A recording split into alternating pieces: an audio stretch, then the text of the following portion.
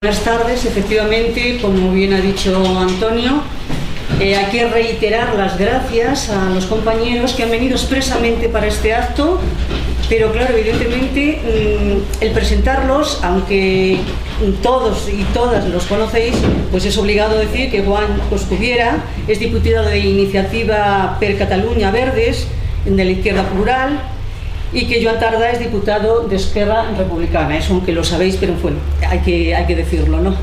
Y esperamos contar con ellos en la próxima legislatura, porque evidentemente en estos momentos no solo de indignación, sino de confusionismo político, de tanta palabra hurtada a la realidad y de tanta, es decir, tergiversación del lenguaje, yo creo que es muy sano tener aquí a dos diputados que hablan no solamente con una buena oratoria, sino que lo dicen muy clarito todo, es decir, que no, como se suele decir, no tienen pelos en la lengua. Entonces, en esa línea, presentarles más yo creo que ya es innecesario, porque ellos son sobradamente conocidos. Sí, lo que hay que decir es que como ellos se tienen que marchar y hay un avión con un horario fijo, vamos a estructurar el tiempo de la siguiente forma. Cada uno de ellos van a tener un cuarto de hora, 20 minutos para hacer una exposición. Ya sabéis que uno os hablará de independentismo y otro de federalismo, y entonces entramos, después que ellos hayan participado en esa exposición, en un turno de preguntas y que sean por favor lo más concisas posible. Haremos un turno de 5 o 6 preguntas, ellos las contestarán, es decir, que dirijáis bien la pregunta a quien se la dirigís. Lo contestarán en bloque porque es un poquito más hábil, no pregunta a pregunta. Si después hay tiempo, se hará otro turno de preguntas, pero desde luego lo que ellos tienen que estar es a las 9 menos cuarto en la puerta, o saque de campo, porque viene en un coche a recogerlos para llevarlos al aeropuerto. Entonces vamos a ser ágiles, vamos a contar con ese tiempo bien organizado y esperemos que todo salga, en fin, y que nos den, o sea, esas respuestas que nosotros esperamos. Pues nada más. Cualquiera de los dos me da igual. ¿Quién es el que va a empezar? Que no haya grandes dudas. Tarda. A ver. Llamo moneda. No, sí, con nosotros no hay estas cosas. Pues Joan Tardá, tuyo es el micrófono, tuya es la palabra. Bien, salud, buena tarde. Bien, yo hablaré, 15 minutos, porque creo que es, aun cuando nosotros no tenemos ninguna bola de vidrio para saber exactamente qué es lo que va a ocurrir con toda exactitud, o con una cierta exactitud, sí que es cierto que estamos viviendo momentos muy importantes, muy singulares, lo cual significa que se le puede añadir el adjetivo de históricos. Al menos así lo vivimos desde Cataluña, tanto los que estamos por la proclamación de la República, cuanto antes mejor, como aquellos que consideran que la solución no es la proclamación de la República, sino buscar un nuevo encaje con el Estado español, o quizás mantener el status quo actual. Es decir, todos coincidimos que el momento es muy singular. Como ustedes saben, nosotros somos independentistas, republicanos, somos de izquierdas, no somos un partido revolucionario, no lo somos un partido socialdemócrata radical, pero no somos un partido revolucionario, y somos federalistas respecto a la construcción de Europa. Pero también es cierto, y este histórico es necesario mencionarlo para entender lo que está ocurriendo ahora, también es cierto que nosotros, aun cuando somos independentistas, en el año 2004 creímos que era fundamental hacer una apuesta conjuntamente con la izquierda española a fin y efecto de transformar el Estado español, modernizarlo, cosa que inevitablemente conllevaba un Estado federal. Esta es la apuesta que hicimos el año 2004, dando la investidura a Rodríguez Zapatero, una apuesta estratégica, no táctica, repito, estratégica. Luego comprobamos que la apuesta que hizo la socialdemocracia española respecto a nosotros no era estratégica, sino táctica. Aquello que nosotros decimos popularmente y ha quedado impregnado en el imaginario del republicanismo catalán, el PSOE hizo con nosotros la táctica del Kleenex, usar y tirar. La conclusión de todo aquello fue que nosotros ya no íbamos a intentarlo más. Es decir, Carod había teorizado que era importante hacer un trayecto conjunto con la izquierda española a fin y efecto de llegar a la estación federal. Y decíamos entonces, luego la izquierda española bajará en la estación federal, nosotros continuaremos hasta la estación de la plena soberanía. Bien, aquello fue, repito, una apuesta estratégica, salió peor que peor. La prueba está que ni hubo estatuto, hubo recorte, recuerden el famoso cepillo de guerra, y luego además hubo la humillación, repito, la humillación de un tribunal constitucional corrompido de parte que incluso laminó el Estatuto de Autonomía que previamente el pueblo había refrendado en las urnas. De manera que luego nosotros teorizamos en aquel momento, hace pocos años, porque además las cosas han ido muy deprisa, incluso les debo reconocer honradamente que no teníamos previsto que todo fuera tan deprisa cuando habíamos teorizado que ya no íbamos a intentarlo nunca más, que íbamos directos por un atajo, que era intentar acumular suficiente fuerza para poder ejercer el derecho a decidir, este eufemismo que nos hemos inventado para rejuvenecer el principio de la autodeterminación. Todo esto nos ha llevado durante unos años a dos necesidades que hemos conseguido con un relativo éxito. Primero, acumular suficiente fuerza como para poder llegar hasta donde hemos llegado. Prueba de ello es las grandes movilizaciones que se han hecho en estos últimos años en Cataluña, crecientes, y por otro lado, una táctica de la cual estamos orgullosos sin caer en ninguna petulancia, que no ha sido fácil y que ha generado contradicciones, pero que lo asumimos,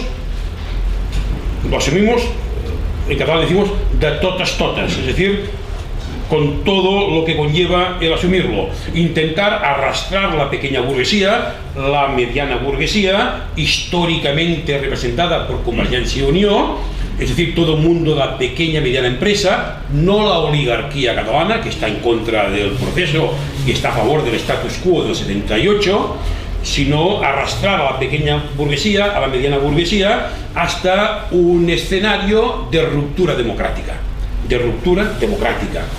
Y este término ruptura democrática lo recordamos aquellos que ya tenemos algunos años, y recordamos también la dialéctica entre la transición y la ruptura a finales de la década de los 70. De manera que, ¿dónde estamos ahora? Pues estamos en un escenario de prerruptura democrática. ¿Cómo estamos después del 27 de septiembre? Pues tenemos un mandato democrático, ya existe una correlación de fuerzas suficiente en el Parlamento de Cataluña a fin de efecto de poder implementar la hoja de ruta que tenemos pactada. ¿En qué consiste esta hoja de ruta? Consiste en lo siguiente: en el periodo de 18 meses tenemos que hacer lo siguiente. De entrada, intentar conformar un gobierno que sea lo máximo transversal posible, es decir, con representantes de sindicalismo de clase, representantes del mundo empresarial. Cuando hablo del mundo empresarial, tiene que pensar la pequeña y la mediana burguesía, porque Foment del Treball, el Banc de Sabadell, la Caixa, el Grupo Godó, el Grupo Lara, todos están en contra del proceso. Estoy hablando de las alianzas que tenemos, complicidades con la pequeña y mediana burguesía. Un gobierno lo más transversal posible, y lo que haremos es hacer una declaración urbi et orbe. Cuando se constituye el Parlamento, haremos una declaración para que todo el mundo sepa que empezamos a ejercer la independencia, y esto lo haremos dentro de pocas semanas. Luego, habrá que hacer 4 cosas durante estos 18 meses. En primer lugar, intentaremos implementar lo que llamamos nosotros las estructuras de Estado. Estructuras de Estado, básicamente la fundamental, aquella que tiene relación con la fiscalidad. 2. Las leyes de desconexión, es decir, hay que mantener la seguridad jurídica, con lo cual lo que haremos es empezar a desconectarnos con leyes que tendrán que coexistir durante estos meses con las leyes españolas. Y algunas leyes dejaremos de aplicarlas. Por ejemplo, tiene todos los números la 11. 3. Luego lo que haremos es iniciar el proceso preconstituyente, es decir, un debate que intentaremos que sea lo más popular posible a fin y efecto de iniciar, nosotros decimos un proceso de alfabetización popular constituyente para que intervenga toda la sociedad en cómo tiene que ser la República y cómo tiene que ser la Constitución. Al cabo de 18 meses, esto es lo que hemos pactado, al cabo de 18 meses, este Parlamento que ahora se ha elegido será disuelto. Se convocarán nuevas elecciones.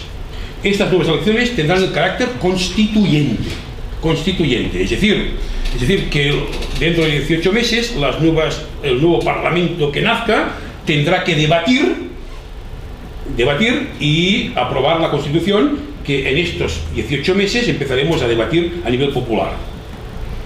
Una vez tengamos la Constitución aprobada en el Parlamento, entonces habrá que convocar un referéndum. Y todos los ciudadanos de Cataluña tendrán que decir sí o no a la Constitución republicana. Y si sabe que sí, proclamaremos la República. Esto es lo que hemos firmado con Convergencia. Es la hoja de ruta de los 18 meses que puede sufrir alteraciones en la medida que ahora, por suerte, también se verán muy implicados en el proceso la CUP, porque ellos ahora, afortunadamente para las izquierdas, ahora ellos están muy implicados. De hecho, este es el debate de cómo y de qué manera lo ajustamos todo, de manera que este debate, esta hoja de ruta puede sufrir modificaciones. Y a la vez también les recuerdo que existe una correlación de fuerzas en el Parlamento de Cataluña. Hay 72 diputadas y diputados independentistas. Nunca había ocurrido esto, nunca, porque les recuerdo que en el pasado Parlamento, en el Parlamento ahora que se ha disuelto, había 21 diputados y diputadas independentistas. Convergencia y Unió no eran independentistas, su programa electoral no era independentista, y había 14 de Unión Democrática de Cataluña. Y por otro lado ahora también existe, como ustedes saben, otras fuerzas políticas no independentistas que están por el derecho a decidir, ¿no? De manera que lo que se llama el estricto unionismo, digamos, no digo que sea residual, ni mucho menos, pero el unionismo rampante, es decir, aquellos que niegan el derecho a la autodeterminación, hoy día en el Parlamento de Cataluña, en el nuevo Parlamento, solamente son 52. De manera que esta es la hoja de ruta. Y la pregunta que nos hacemos es ¿cuál será la reacción del sistema político español? Por desgracia, nosotros no estamos nada esperanzados, ¿no? Porque siempre hemos dicho que si los compañeros de Izquierda Unida hubieran ganado las elecciones en alguna ocasión, estamos convencidos que Cataluña hubiera podido ejercer el derecho a la autodeterminación. Pero nunca Izquierda Unida ha ganado las elecciones y, por desgracia, no creo que nunca las vaya a ganar. Repito, por desgracia. Es decir, que todo cambio pasa por el PSOE o por el Partido Popular. De manera que el Partido Popular y el Partido Socialista Obrero Español no están por un proceso constituyente, máxime están por una reforma de la Constitución, creo que epidérmica por parte del PP, por parte del PSOE quizás no tan epidérmica, pero no llegan nunca a plantearse un proceso constituyente, máxime, repito, una reforma constitucional. De manera que obvio porque saldrá en el debate las razones profundas del por qué queremos ser independientes, seguro que saldrá, básicamente por dos cosas, al menos visto desde los ojos de Esquerra Republicana de Cataluña. Se trata de conseguir dos objetivos: socializar mejor la riqueza y construir una democracia no supeditada a los poderes financieros, es decir, una democracia de calidad. Pero bien, esto ya saldrá seguro en el debate. Y para terminar,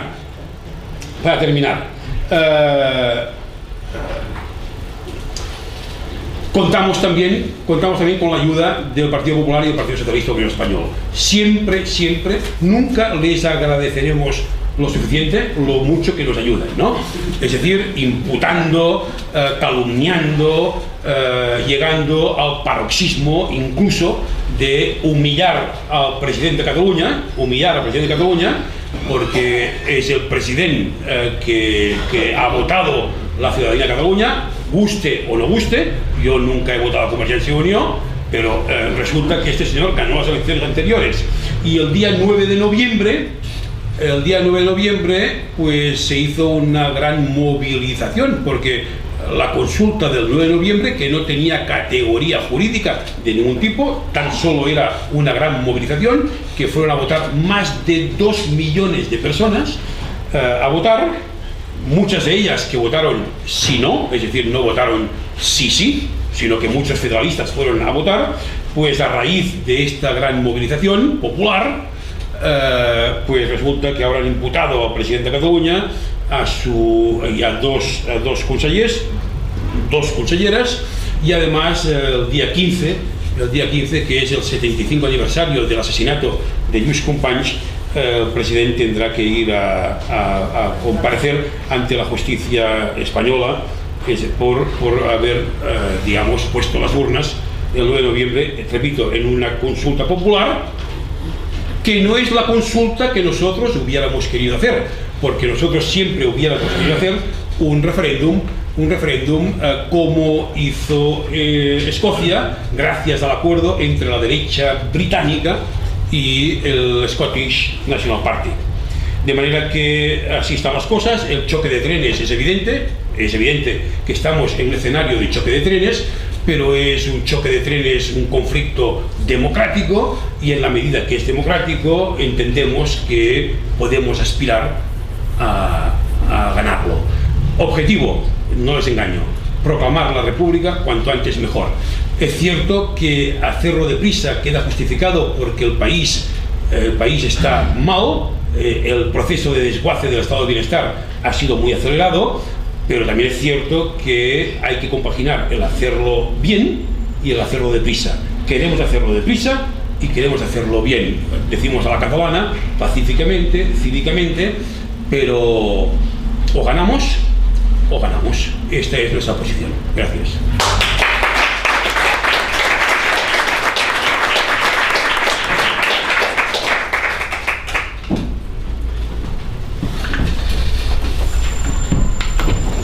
Buenas tardes. En primer lugar, quiero agradecer esta invitación, sobre todo porque confirma lo que yo ya sabía, pero que a veces no es muy conocido, que en España hay personas, entidades dispuestas a escuchar, a entender y a dialogar, lo cual, insisto, yo nunca lo he dudado, pero desgraciadamente no siempre es evidente, y sobre todo no todo el mundo actúa igual en España, y no todo el mundo opina lo mismo desde Cataluña, y destacar este aspecto, este acto como punto de encuentro y de diálogo me parece importante.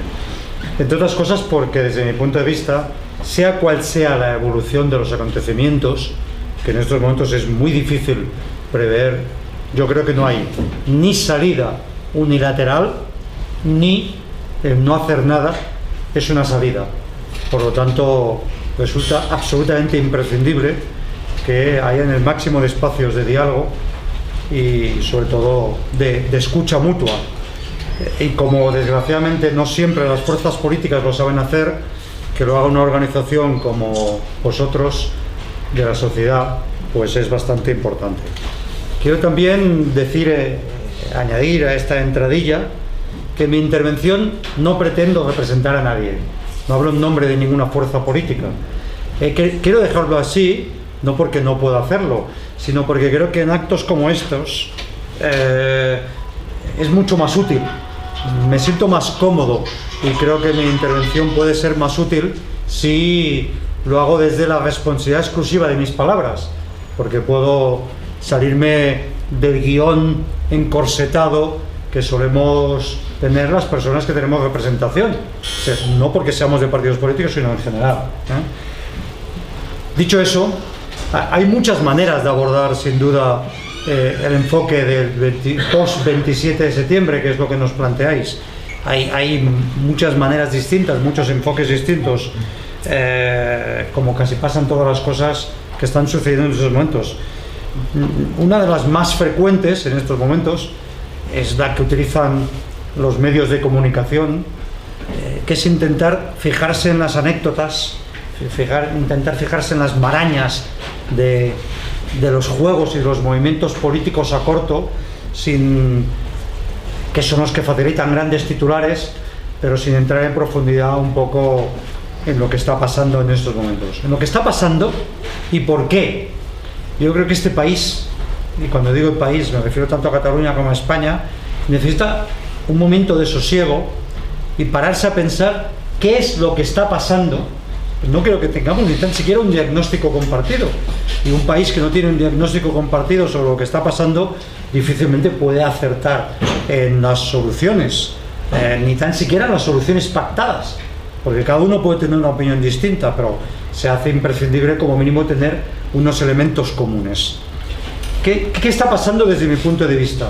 Permitirme que para proyectarme sobre el post-27 de septiembre intente poner un poco la moviola hacia atrás, porque creo que sin analizar qué está pasando, qué nos está pasando en Cataluña, en España, qué está pasando en el mundo, se hace muy difícil explicar qué es lo que podemos hacer más adelante. Y os podrá parecer que hago unas reflexiones de carácter muy general, pero creo que son absolutamente imprescindibles, porque a veces tenemos tendencia todos en Cataluña y en España a pensar que lo que nos pasa a nosotros es único, y lo que nos pasa a nosotros es específicamente una cuestión propia nuestra, que tiene tanta identidad y tanta peculiaridad que no tiene nada que ver con lo que pasa en el resto del mundo. Yo creo que no. Un aspecto central de lo que nos está pasando, y por qué esa dificultad que expresaba Joan Tardà, por qué sale dinamitado el último intento dialogado de encontrar un espacio de encuentro entre Cataluña y España, que es el Estatuto de Autonomía pactado entre la soberanía popular de Cataluña y la soberanía popular de España, y ratificado después el referéndum por Cataluña y utilizado demagógica y oportunistamente por el Partido Popular y destrozado por el Tribunal Constitucional. Eso que pasó en su momento se da en un determinado contexto. Desde mi punto de vista, lo que está pasando es que estamos ante una crisis espectacular de una incapacidad de la política en general, para jugar el papel de gobierno de la sociedad y de la economía. Yo creo que eso a mí no me gusta perderlo de vista, porque creo que ese análisis es el que explica muchas de las cosas que están pasando, de lo que está pasando en Grecia, de lo que está pasando en Italia, de lo que está pasando en Francia y de lo que nos pasa en Cataluña y en España. Una incapacidad que está provocando una deslegitimación de la política, y no solo una deslegitimación de la política, sino también una incapacidad de la política para buscar soluciones. Y es cuando aparece lo que algunos han calificado, y a mí me gusta esa denominación, la búsqueda de soluciones en el terreno del populismo. El populismo no utilizado como elemento de desprestigio, sino como elemento de descripción de soluciones populistas. Para describir eso, lo único que se me ocurre es recomendar, a mí me está yendo muy bien, la lectura de un libro de Daniel Innerarity, filósofo navarro, de la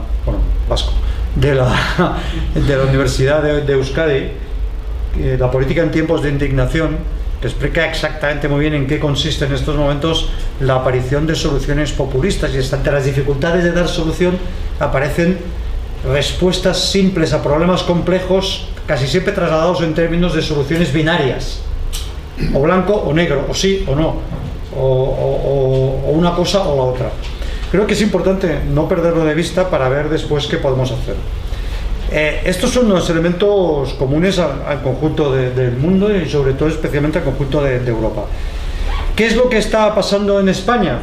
Yo creo que no somos conscientes de una cosa, La crisis de Cataluña no solo es una crisis de Cataluña en la relación con España. Yo creo que estamos ante el agotamiento prácticamente total del sistema político nacido de la transición. Estamos ante el agotamiento de la fuerza política que supuso ese acuerdo que se expresó en la Constitución, pero no solo, sino en esa cuestión. Y se expresa de muchas maneras. Los elementos de protección de una democracia débil, que algunos, si no lo vivieron, no lo pueden llegar a entender y por eso se critica fácilmente, del pacto constitucional, que se ve después esa debilidad en el golpe de Estado del 81, del 23 de febrero del 81, esa transición establece elementos de reforzamiento del sistema democrático débil español que con el tiempo y en manos del bipartidismo se han convertido en elementos de inmovilismo y de degradación de la democracia. ¿Qué tiene que ver eso con Cataluña? Bueno, tiene que ver con Cataluña cosas tan evidentes que es que se supone que en ese pacto constitucional debería haber algún tipo de mecanismo para prever una situación que en aquel momento ya era un problema. Y no solo no se prevé en términos de participación de la ciudadanía, derecho a decidir, sino que además se blinda con ese concepto tan cerrado y tan poco de nuestros tiempos del siglo XXI como que solo existe una soberanía, que es la soberanía popular del pueblo español, cuando desgraciadamente sabemos que las soberanías en estos momentos muchas veces no los ejerce ningún tipo de pueblo, ni el pueblo catalán, ni el pueblo español, ni el pueblo griego, las están ejerciendo muchas veces los mercados. Y eso que en aquel momento no existía en el 78, se blindó para blindar aquello en el 78, la transición ante el miedo militar y otras cosas, y eso ha terminado siendo una rémora de este sistema. Por supuesto, aspectos importantes como un concepto de democracia absolutamente delegativa. Y fijaros bien que no contrapongo democracia participativa a democracia representativa. La democracia para mí o es participativa y representativa o no es democracia. Pero lo que está funcionando en estos momentos es un cierto concepto de democracia delegativa. Se vota una vez cada 4 años y se delega la responsabilidad y el que coge esa mayoría no la suelta hasta 4 años después. Entonces todo eso ha saltado por los aires y no se quiere ver. Y la crisis del encaje de Cataluña en España tiene mucho que ver con esa crisis también. No solo, pero tiene que ver con esa crisis. El agotamiento tiene desde mi punto de vista 3 factores. Uno, originario. El material originario era defectuoso y tiene que ver con ese intento de blindar un sistema político débil, democráticamente débil, y las rémoras que eso supone. Pero después tiene que ver con el agotamiento también, el desgaste de materiales que tiene todo el mundo. Los sistemas políticos también tienen desgaste. El desgaste de materiales de un desarrollo que ha sido francamente perverso. Solo hace falta ver los procesos de debate de los modelos de financiación autonómica. El proceso siempre ha sido el mismo. Aparece una reivindicación de la ciudadanía de Cataluña expresada a través de su gobierno, todo el mundo fuera de Cataluña se pone de culo y en contra, se pone a negociar con el gobierno español de turno, se llega a un acuerdo, mientras se negocia todo el mundo está insultando al gobierno catalán, pero en la mitad de la negociación todo el mundo dice, pero lo que se consiga lo quiero para mí, lo quiere para todos, con lo cual se sitúa aquí. Llega el acuerdo el gobierno de turno, Felipe González, el 15% de IRPF, y Aznar dice, España se rompe. Cambia de gobierno en el 96, se negocia y el 15% del IRPF se convierte en un 30% y el Partido Socialista, España se rompe. Esa falta de concepción del Estado español que pone de manifiesto una debilidad de Estado brutal que estamos pagando los españoles desde hace 300 años y que la estamos pagando mucho en estos momentos, tiene mucho que ver también con ese agotamiento de ese modelo. Pero hay otro tercer factor, y es que la crisis económica que hemos vivido ha acelerado el proceso de esclerosis del sistema. Es como un edificio que tiene aluminosis, pero de golpe porrazo tiene una lluvia de 40 días seguidos, y por supuesto una lluvia de 40 días seguidos en un edificio con aluminosis hace que caiga antes de tiempo, y va a caer igualmente, pero que haya antes de tiempo. Creo que eso debemos saberlo, porque sea cual sea la solución al conflicto entre Cataluña y España, España tiene que abordar ya y urgente ese agotamiento del modelo político, del sistema político nacido de la Constitución. ¿Cómo eso se ve en el modelo autonómico?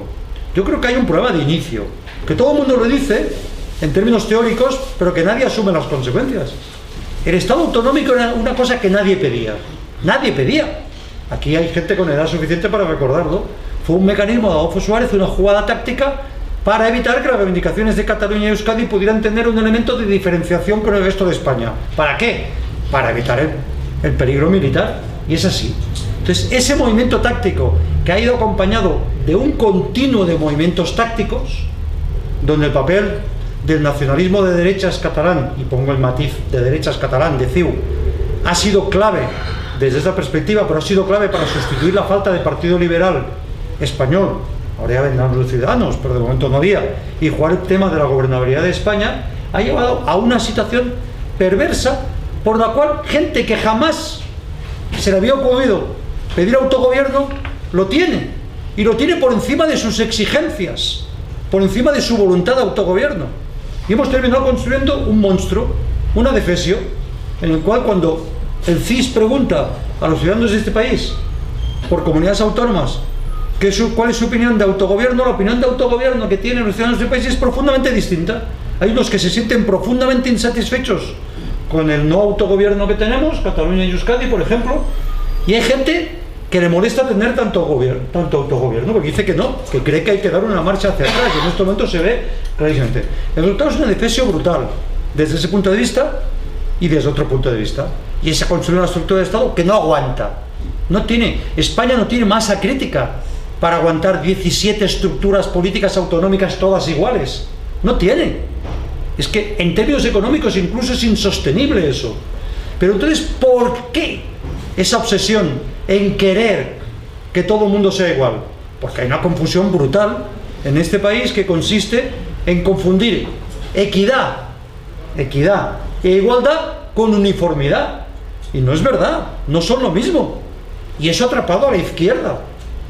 Hay determinada izquierda, la izquierda gobernante, que está preocupada por el impacto que puede tener el Estado autonómico en la igualdad en el acceso de los sistemas de salud de los ciudadanos de este país. Si la desigualdad en salud no viene por el Estado autonómico, viene por la profunda injusticia que tiene tener 2 listas de espera, el que tiene un sistema sanitario alternativo privado y el que no lo tiene, y por lo que está pasando en Madrid y lo que está pasando en Cataluña desde ese punto de vista. Claro, hemos llegado a un elemento que yo le he escuchado a un catedrático de Derecho Constitucional explicado de la siguiente manera: es que el modelo autonómico español se ha ido construyendo por un mecanismo donde hay autonomías por convicción, autonomías por emulación, autonomías por imitación y lo que él llamó autonomía cláusula Camps, que sabéis vosotros que es aquello que obligó a poner Camps en el Estatuto de Autonomía del País Valenciano, que es una cláusula que dice: y además de eso que pacto, tendré todo aquello que consiga cualquier otro estatuto, que es justo la antítesis del autogobierno, porque el autogobierno consiste en que tú te responsabilizas de lo que tú quieres, no puedes desresponsabilizarse y decir, no, lo que hagan nosotros lo tengo para mí. Eso es el agravio comparativo, pero eso no es el autogobierno. Eso ha saltado por los aires también. Entonces, ese es un tema que tenemos que abordar, y abordar profundamente, y se tiene que abordar, lo tiene que abordar el Estado español con independencia de cuál sea la solución que se encuentre o no se encuentre a Cataluña, porque es un problema que existe en general. Insisto, esta estructura de Estado no aguanta, porque además ha terminado en un mecanismo, si me permitís, es el siguiente: cuando no hay vocación de autogobierno, gran parte de los líderes políticos de las comunidades autónomas, de algunas comunidades autónomas, no son dirigentes que ejercen el autogobierno con su responsabilidad. Se han terminado convirtiendo en determinados caciques autonómicos. Voy a ser muy claro: yo he visto a un señor que se llama Ibarra, a un señor que se llama Bono, del Partido Socialista, por cierto, ejerciendo su lideraje en su comunidad autónoma, no en clave de conflicto social y lucha de clases, sino en clave agravio comparativo, buscando un enemigo que era Cataluña. Eso no ha pasado solo desde el punto de vista de la búsqueda de enemigos del Estado central, eso ha pasado también desde la y los que sois de Madrid lo habéis visto, eso ha hecho permanentemente por parte de una señora que se llama Esperanza Aguirre, desde el punto de vista. Esto es lo que creo que ha saltado por los aires. Normalmente se sitúa la sentencia del Tribunal Constitucional como el elemento de inflexión, el que hace saltar por los aires todo. Y yo creo que no, que la sentencia del Tribunal Constitucional no es la causa. La sentencia del Tribunal Constitucional es el síntoma último de cómo eso no aguanta. No aguanta tener un partido que dice que quiere vertebrar España como el Partido Popular, que su manera de vertebrar España es estar haciendo permanentemente anticatalanismo, catalanofobia, recogiendo firmas contra el Estatuto, planteando impugnaciones al Estatuto de Autonomía de Cataluña que no las plantea habiendo la misma cláusula en los Estatutos de Autonomía de otras comunidades, provocando que el Tribunal Constitucional haya anulado cláusulas del Estatuto de Autonomía de Cataluña que continúan siendo vigentes en otros estatutos de autonomía porque el PP no las ha impugnado. No hay país, no hay Estado que aguante alguien que tenga tan poca visión del Estado como el que tiene el Partido Popular, y si se me permite, yo nunca los pongo en el mismo cesto, en ese sentido, intimidando al Partido Socialista en ese sentido. Yo he visto el 8 de abril del 2014, cuando discutimos la proposición de ley del Parlamento de Cataluña para la posibilidad de celebrar un referéndum, como el Partido Popular intimidó al Partido Socialista. Y he visto como el Partido Socialista en Andalucía intentó intimidar a los compañeros de Izquierda Unida, que están en el grupo de Izquierda Plural, diciéndoles de todo para condicionarles que no votaran a favor. Afortunadamente votaron a favor del referéndum, pero con un coste político muy importante en muchos pueblos de Andalucía y de Castilla, porque desgraciadamente eso es así. Eso es lo que no aguanta. ¿Cómo hemos llegado hasta aquí? Bueno, sería muy largo de expresar, pero en Cataluña hay hartazgo, hay bloqueo. Ya sé que en eso no coincido con Joan Tardá, desde el respeto más absoluto. Ha habido utilización política por parte de Mas, no es la clave del proceso, pero la ha habido. Pero sobre todo ha habido una cosa que no se puede perder de vista, Ha habido la generación de una ilusión colectiva en una buena parte de la ciudadanía de Cataluña que identifica el independentismo no solo como una forma de ejercer el derecho a decidir y de organizarse políticamente, sino como una forma de resolver todos y los muchos problemas que tiene la sociedad catalana en términos social. El independentismo social, identificado como los que votan independencia, los que votan partidos independentistas porque creen que así la solución social a los problemas será más grande, eso es muy importante en estos momentos en Cataluña, y sin eso no se explicaría los resultados electorales del 27 de septiembre. Eso, lo que ha pasado en Cataluña, tiene factores muy distintos. Lo de Madrid ya lo he explicado. Los resultados del 27 de septiembre no todos los interpretamos igual. La interpretación que yo hago es la siguiente. Está clarísimo que las fuerzas independentistas han ganado las elecciones con 72 diputados. Es así, desde ese punto de vista, 62 más 2, más 10. Yo creo personalmente que no han ganado el plebiscito, en el sentido de que los votos son el 47,7%. Aunque no era un referéndum, al final, yo he dicho durante la campaña que no era un plebiscito, pero la cosa es que yo no quisiera que fuera un plebiscito, y la otra que tengo que reconocer que al final la gente que ha votado mayoritariamente ha votado como si fuera un plebiscito, porque han votado los que votaron a esos 72 y han votado los que votaron al Partido Socialista, al Partido Popular y sobre todo a Ciudadanos, que han votado en clave también identitaria. Los que hemos quedado en medio ensandwichados, y así nos ha ido, somos la coalición de Catalunya Sí que es Pot, que intentaron romper esa lógica plebiscitaria. La lógica plebiscitaria nos ha aplastado, literalmente. Entonces yo tengo que reconocer que ha sido, por parte de la ciudadanía, el 78% de los votantes, Son las votaciones de donde ha votado más gente en Cataluña después de las elecciones del 82. Ninguna otras elecciones de ningún tipo ha votado nadie. Se ha movilizado hasta las pulgas para votar. Y ha sido unas elecciones que tengo que reconocer que son plebiscitarias, pero que creo que no las ha ganado plebiscitariamente esas candidaturas independientes, porque no es el 50% de eso. Y por lo tanto eso es lo que me permite plantear a mí que se hace difícil decir que se legitima esa hoja de ruta que se planteó antes. Pero para mí lo de la hoja de ruta que se planteó antes, si se legitima o no legitima, no es el si es 48 o si es 50, y es que tengo el convencimiento profundo de que no hay salida a la situación política de Cataluña si no es desde un mínimo pacto entre Cataluña y España. No pacto sobre el resultado final, sino pacto sobre los instrumentos políticos, sobre cómo se gobierna el conflicto.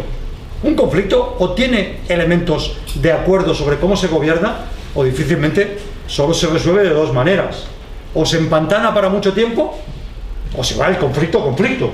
Es decir, al conflicto con todas las de la ley. Pues yo, como no quiero ninguna de las dos cosas, continuaré trabajando para que nos intentamos poner de acuerdo al menos en esas reglas del juego de cómo podemos resolverlo. Hasta ahora, el mecanismo ha sido, cada vez que desde Cataluña se ha hecho una propuesta y ha habido un bloqueo total y absoluto por parte del Estado, mi opinión sobre lo que ha hecho ha sido aumentar la apuesta. Para que se me entienda, más se presenta, yo nunca pongo en el mismo sitio, por supuesto, a Convergencia Democrática y a Esquerra Republicana, no se me ocurriría, la CUP, jamás me ocurriría esa torpeza, pero más aborda las elecciones del 2010 diciendo, voy a pedir pacto fiscal, en un momento donde además el Estado estaba ya sometido ya a muchas tensiones de carácter económico y así. No lo consigue, convoca unas elecciones anticipadas en las que cree que va a tener más fuerza, de 62, quiere pasar a 68 y termina con 50. Y dice, no consigo eso, y ahora planteo Estado propio, que es para lo que se presentaban las elecciones. Como tampoco consigue Estado propio, declaración de independencia. Y en esa estamos. Cabe la posibilidad de que ante esa situación de bloqueo de España, las fuerzas independentistas decidan, aumento la apuesta. De hecho, es lo que me ha parecido que expresaba Joan Tardá desde el punto de vista, bueno, este bloqueo, aumento la apuesta. El problema es que aumentar la apuesta desde mi punto de vista no tiene tanto que ver con tu capacidad de jugar bien las cartas. También puedes jugar de farol, sino de las cartas que tienes. Y las cartas que tiene cada uno son las que tiene, y sobre todo la capacidad de bloqueo que tiene el Estado español, desde mi punto de vista, es brutal. Yo sé que cuando expreso, hay gente que me plantea que soy muy conformista desde ese punto de vista y así, pero me gusta ser realista. Termino con dos ideas. ¿Qué hacer desde Cataluña y qué hacer desde España? Desde mi punto de vista, en ese sentido creo que puedo representar una opinión colectiva de alguna gente en Cataluña y de Cataluña sí que es. ¿Qué hacer en Cataluña? Creo que es imprescindible rehacer la unidad civil alrededor del derecho a decidir. O sea, de los que queremos exigir que haya un referéndum.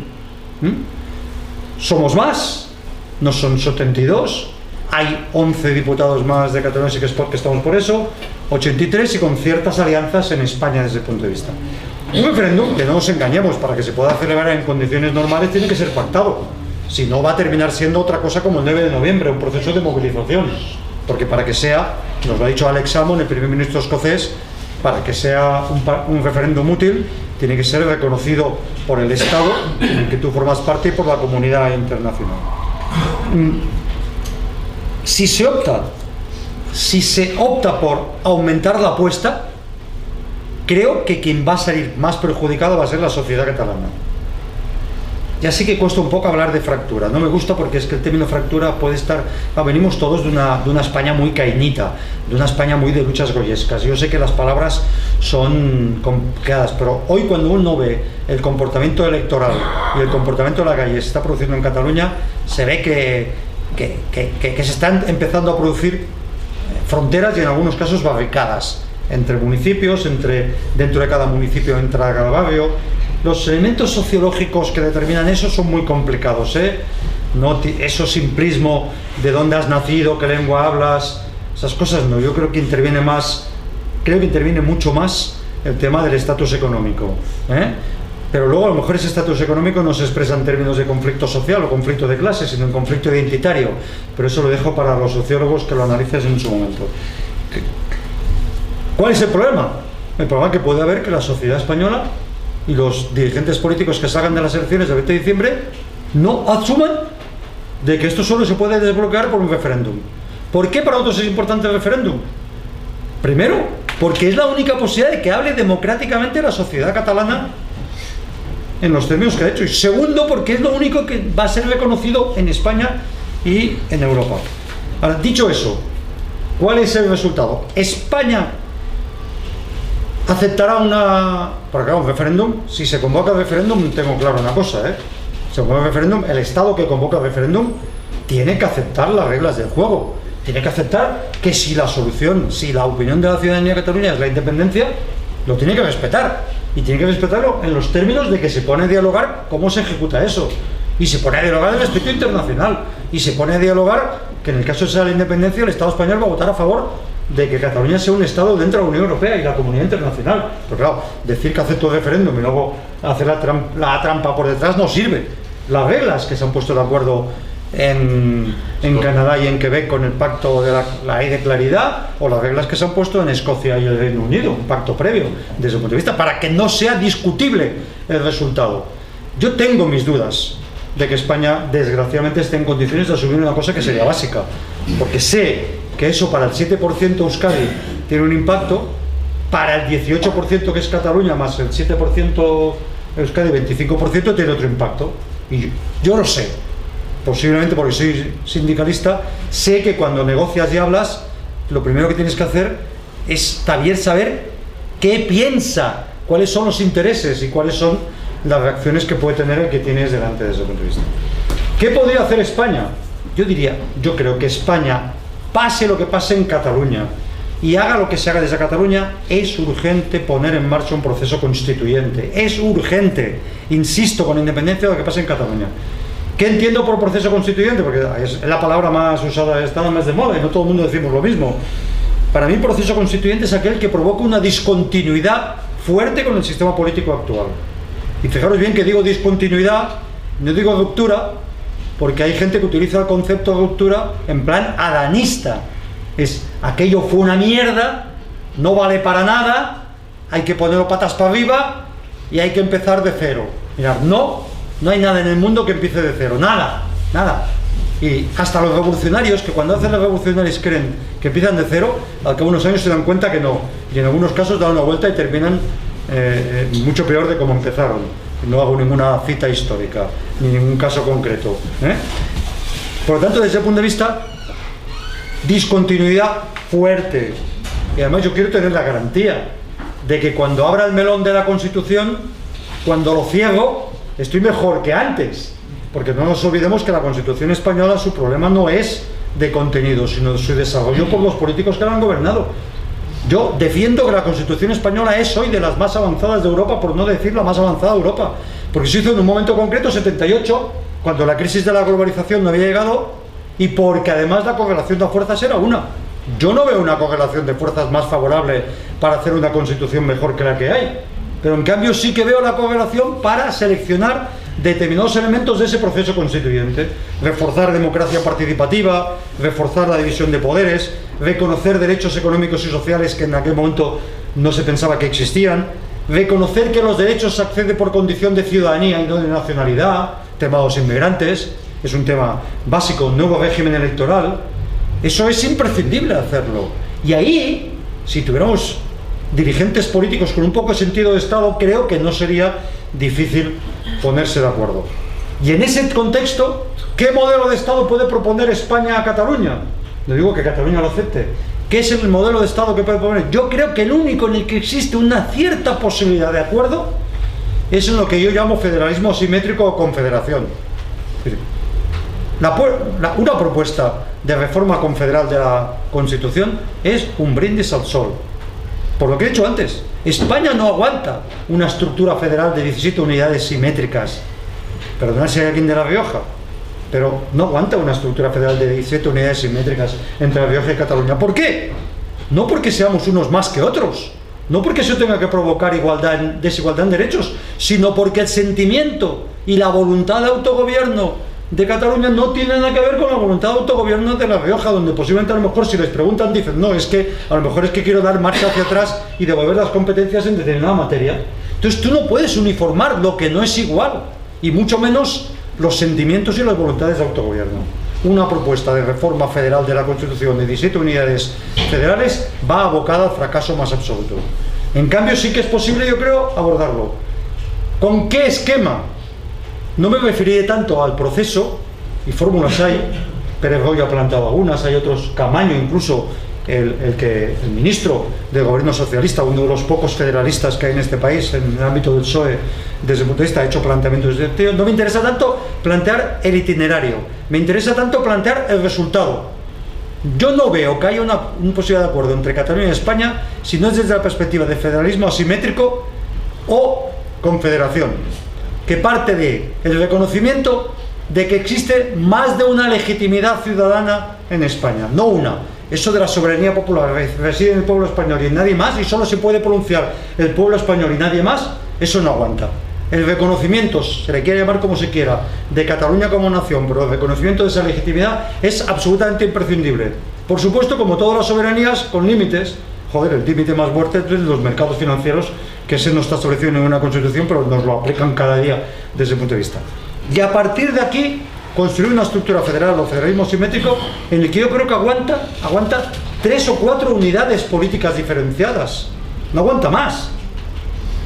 Que eso no es incompatible con que una de esas unidades políticas diferenciadas, llamémosle, si me permitís la expresión, Castilla amplia, tenga al mismo tiempo niveles de descentralización política muy importantes como los que tienen en estos momentos, las que se terminen en ese mecanismo. ¿Y qué planteo yo? Que sea imprescindible que exista en ese ámbito confederal. ¿Y por qué lo planteo? Como mínimo tiene que haber, como mínimo, en ese Estado compuesto, con esa complejidad, tiene que tener garantizado el Estado confederal, o el Estado federal asimétrico, las competencias en materia de legislación laboral, de legislación de seguridad social y de determinados aspectos de la legislación fiscal. No todo.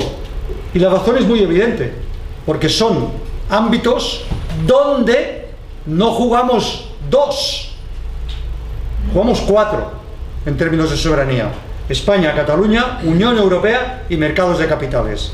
Y dicho en plata, cada vez que levantemos una frontera en materia de legislación laboral o una frontera en legislación de seguridad social, levantamos una oportunidad de dumping entre estados en detrimento de los trabajadores. Yo no quiero 2 estatutos de los trabajadores distintos en Cataluña y en España. Quiero, si puedo ser, soñar con un estatuto de los trabajadores europeos. Pero mientras no llego ahí, no quiero 2, porque no quiero que nos utilicen como cobayas discutiéndose entre ellos. No quiero 2 seguridades sociales distintas en la que se esté discutiendo a ver cómo bajan las cotizaciones de seguridad social y por tanto las pensiones desde ese punto de vista. Mientras no consigo la europea, quiero que se mantenga una legislación de seguridad social. Es más complicado el tema fiscal, si después queréis lo podemos tratar. Pero fuera de esos límites, el resto es perfectamente posible transferirlo a la unidad política de Cataluña, porque es perfectamente posible. Lo que no es posible es que eso se transfiera al conjunto de 17 unidades, pues entonces eso salta por los aires. Esa es la sugerencia que hacemos algunos. Yo solo veo ese punto de encuentro. No veo los agentes políticos con capacidad, ni en España ni en Cataluña, para articular ese acuerdo. Entonces, ¿qué va a pasar? Pues puede pasar 2 cosas. Una, un empantanamiento total. No está escrito. En la historia está lleno de episodios de muchos países donde durante mucho tiempo los conflictos se empantanan de tal manera que no tienen solución. Y esa es una hipótesis. La otra posibilidad es que el desbordamiento se produzca. Existe la posibilidad de que en un determinado momento en Cataluña se plantee una posición de fuerzas. Yo, la única posibilidad que veo, lo digo con todos los respetos a la hoja de ruta que nos ha planteado Joan, es que después de hacer muchas declaraciones del Parlamento de Cataluña, en un momento determinado alguien diga, pues bueno, vamos a acompañar ese proceso con movilizaciones, porque yo no conozco, yo no conozco que nadie te reconozca fuerza si no la tienes, y la fuerza solo se hace a través de las movilizaciones, desde el punto de vista. Entonces, tal y como están las cosas, que nadie descarte procesos de movilización muy fuertes. Yo tengo mis dudas. Lo del tancament de caixas, que sabéis que es una cosa histórica, se deja de pagar a la hacienda española y se paga a la hacienda catalana, la hipótesis. Lo de la huelga es otra. Yo tengo mi opinión sobre el pueblo catalán, sobre la ciudadanía de Cataluña. Yo sé que movilizarnos dándonos las manos una vez de tanto en tanto es una cosa que la gente está dispuesta a hacer. Pasar a poner en riesgo el dinero y las condiciones es otra cosa distinta, ¿no? Pero bueno, ahí podía estar, es una hipótesis.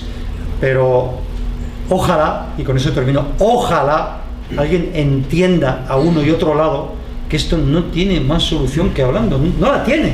Es decir, es que no la tiene.